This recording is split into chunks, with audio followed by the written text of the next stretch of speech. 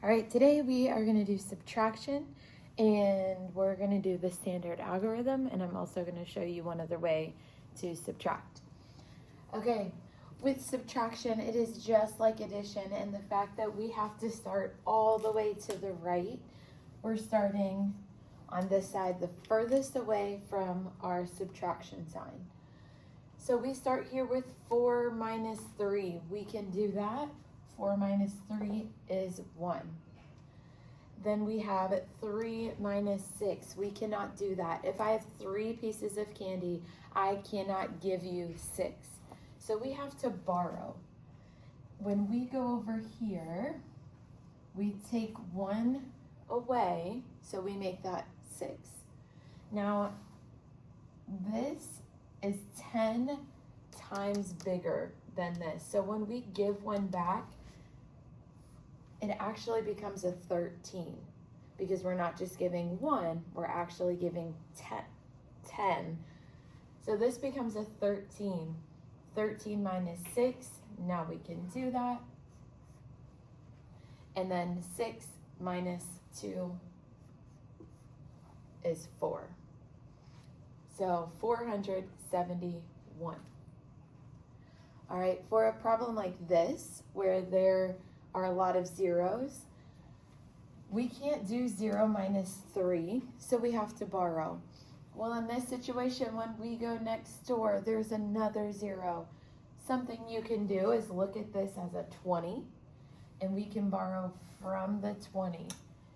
If we take 1 away, that becomes 19. And we give our 10 over to the 0, so it just becomes a 10. 10 minus 3 is 7.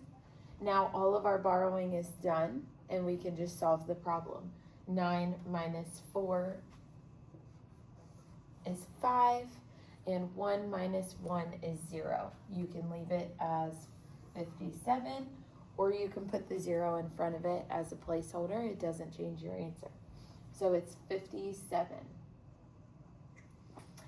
All right, on this problem, there's a lot of borrowing again. So we cannot do 4 minus 5. Whenever you're trying to remember if I have to borrow or not, if the top number is smaller than the bottom number, you have to borrow. Just think of this situation. If I have 4 pieces of candy, can I give 5 away to a friend? Nope, I can't do that. So I have to go borrow candy from my neighbor. I go next door. The 6 becomes a 5. And since I borrowed, it's actually a set of 10, so that becomes 14. Now I have 14 minus 5, which is 9. 5 minus 9, I cannot do that. 5 is less than 9, so I have to borrow again. I go next door. My 9 becomes an 8, and my 5 becomes a 15. So now I have 15 minus 9, which is 6, and then 8 minus 7, which is 1. 169. All right, on this last problem, I'm going to show you a different method. So this method is called constant difference. It's like the give and take method that we learned for addition, except now, instead of give and take, where you are adding to one number and subtracting from the other number, you are subtracting from both, or adding to both. It has to be constant, it has to be the same. So in this problem, if I have 500 minus 291, I can easily make these numbers to where I do not have to borrow.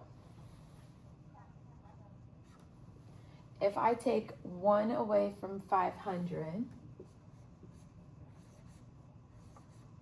that gives me 499. Since it's a constant, difference. Remember, difference means subtraction. So a constant difference, that has to be the same down here. Since I did that to my first number, I have to subtract 1 to my second number. So 291 minus 1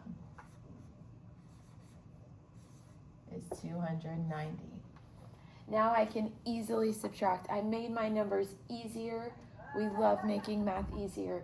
So now I can just do 9 minus 0. 9 minus 9.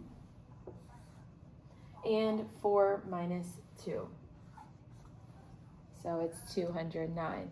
Now if we did not do the constant difference method, that's okay. You can just still subtract like we normally would through borrowing. So let's pretend we didn't do this. And now we have to borrow from our 50 and make it 49. Since we borrowed, that 0 becomes a 10. And now it's 10 minus 1. 9 minus 9. And 4 minus 2.